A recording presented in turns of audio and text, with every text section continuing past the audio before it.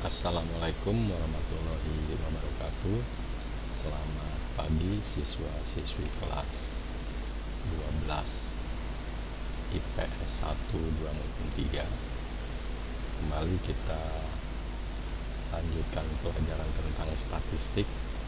Ini merupakan pembahasan yang terakhir ya, dimana yang sebelumnya kita sudah belajar tentang statistik, ukuran pemusatan ya, data dari data tunggal maupun data berkelompok yang terdiri dari min, median, dan modus ya.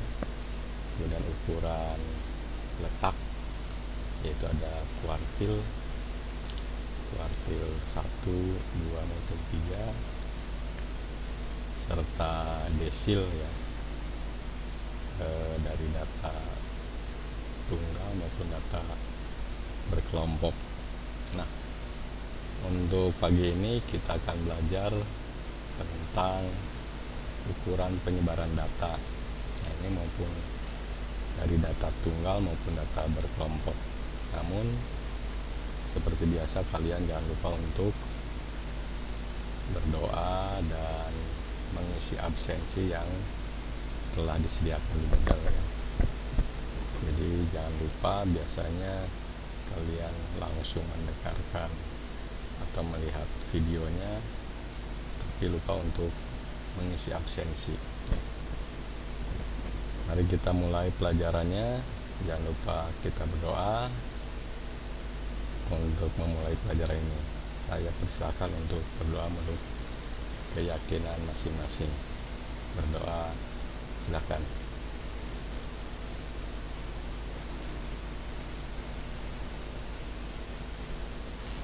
Ya, terima kasih. Jadi kita dari data tunggal, yaitu ukuran penyebaran, yang pertama ada jangkauan, simpanan rata-rata, simpanan baku ya, dan ragam. Nah, ini yang tiga ini yang akan kita pelajari untuk hari ini. Nah, untuk jangkauan ya, jangkauan adalah ukuran penyebaran nilai suatu data dan dapat diperluas menjadi jangkauan antar kuartil, langkah, pagar dalam, pagar luar. Nah,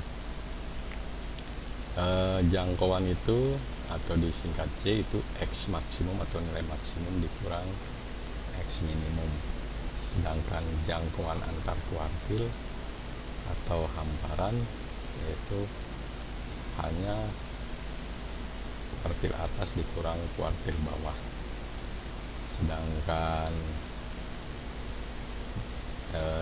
jangkauan semi antar kuartil atau simpanan kuartil ini jadi QD-nya sekarang setengah dari hamparan atau setengah dari Q3 dikurang Q1 ya. Kemudian ada istilah yang lain yaitu langkah. Itu langkahnya 1/2 dari hamparan atau 1/2 dari Q3 dikurang Q1. Dengan pagar dalam, pagar luar ya, pagar dalamnya Q1 dikurang langkah, dan pagar luarnya Q3 ditambah langkah ya. Dan contohnya misalnya ini, carilah jangkauan, kemudian jangkauan antar kuartil ya, atau hamparan ya, kemudian simpanan kuartil, ada langkah, ada pagar dalam, dan pagar luar. Nah, nomor 1 misalnya seperti ini, sama untuk mencari terutama Q1, Q2, Q3, atau di sini ada Q3 dan dengan Q1, datanya dari data ini diurutkan dari yang terkecil hingga terbesar. Nah, dari sini akan terlihat yaitu Q1-nya, yaitu Q1 di sini karena datanya 1, 2, 3, 4, 5, 6, 7, 8, 9. Nah, 9 data ini dicari. Yang pertama tengah-tengahnya Q2, kemudian Q1-nya antara 5 dan 6, kemudian Q3-nya antara 8 dan 8. Jadi Q1-nya 5 ditambah 6 bagi 2, 5,5. Q2-nya ini 7, Q3-nya 8 ditambah 8 dibagi dengan 8. Nah, kemudian jangkauan ya, tadi jangkauan nilai maksimum dikurang nilai minimum, jadi tertingginya 10, terendahnya 4, jadi 10 dikurang 4 sama dengan 6 ya, itu jangkauan. Kemudian hamparan atau jangkauan antar kuartil yaitu apa, Q3 dikurang Q1 ya, Q3 dikurang Q1 itu sama dengan 2,5. Kemudian QD nya itu simpangan kuartil ya, simpangan kuartil ini sama dengan setengah dari Q3 dikurang Q1, jadi setengah dari 2,5 sama dengan 1,25. Kemudian langkahnya itu sama dengan 1/2 dari hamparan atau 3/2 dari 2,5 sama dengan 3,75. Kemudian pagar dalam Q1 dikurang langkah, jadi Q1 nya tadi berapa, Q1 nya sama dengan ini 5,5 ya. Jadi 5,5 dikurang langkahnya 3,75, maka hasilnya 1,75. Kemudian pagar luarnya 3 ditambah langkah ya, Q3 ditambah langkah, jadi Q3 nya tadi berapa, 8 ditambah 3,75, maka hasilnya 11,75. Nah itulah cara mencari ada jangkauan, ada jangkauan antar kuartil atau hamparan, kemudian simpangan kuartil. Nah ini biasanya banyak sekali atau sering tanyakan simpangan kuartil, yaitu setengah dari Q3 dikurang Q1 ya. Itu jangkauan ya. Kemudian yang kedua, simpangan rata-rata.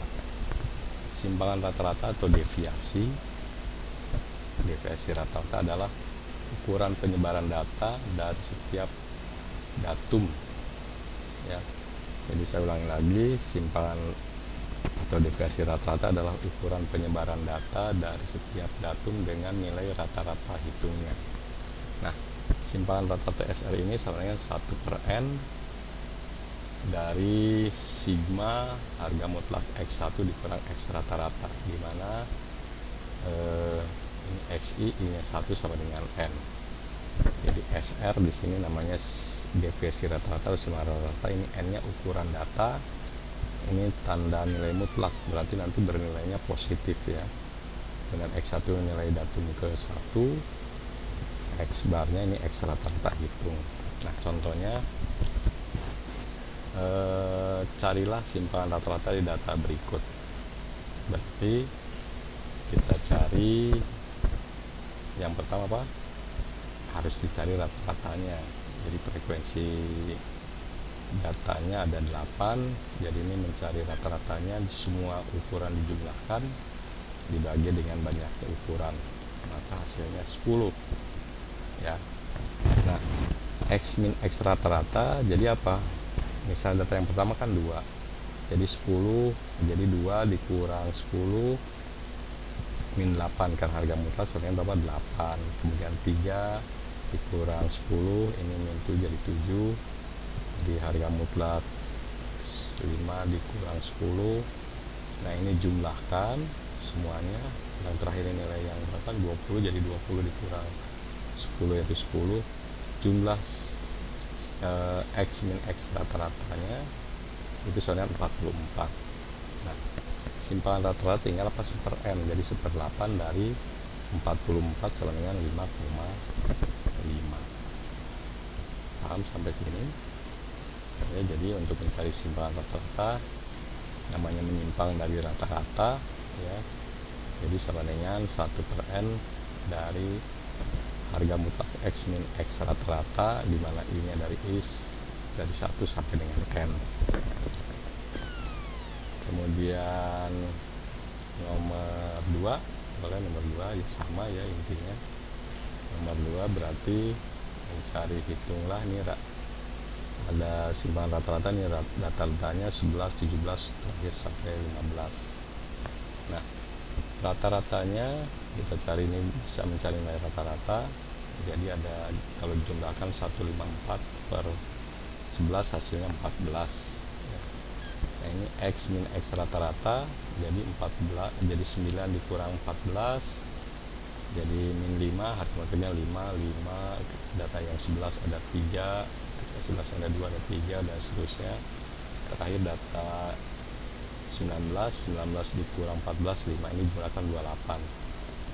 Simpangan rata-ratanya 1 per 11 karena jumlah ratanya 11 dibagi dengan, dikalikan dengan 28, jadi 1 per 11 dari 28 hasilnya 2,54 ya. Itu mencari simpangan rata-rata. Kemudian untuk mencari ragam, gimana ragam? Ragam dan simpangan baku. Ragam atau variansi dari data X1, X2, X3 sampai dengan Xn itu sebenarnya S, inilah lambang dari ragam itu S kuadrat.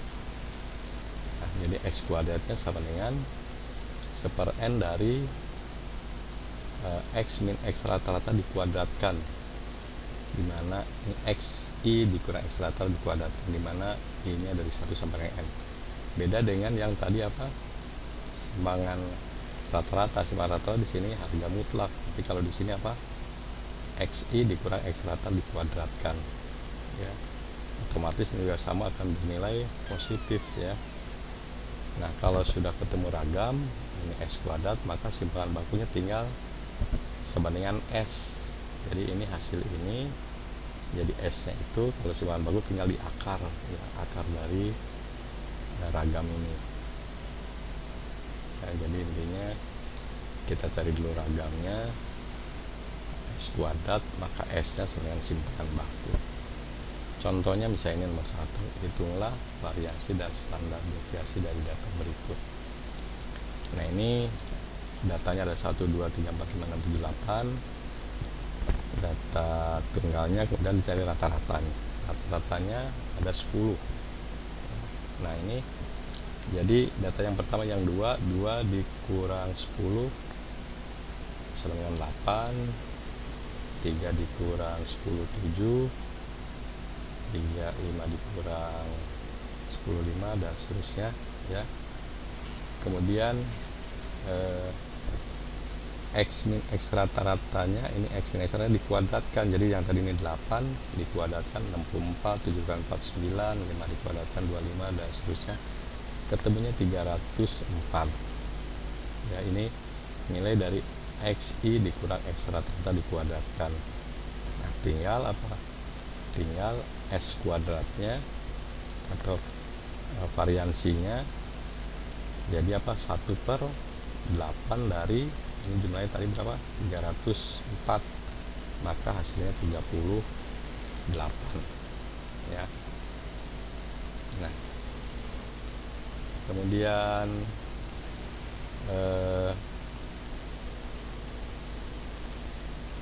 mencari standar deviasi atau simpangan bakunya, tinggal akar dari 38 karena tadi S kuadrat ini variansi atau ragam, maka standar deviasinya atau simpangan bakunya tinggal akar dari 38 sama dengan 6,16.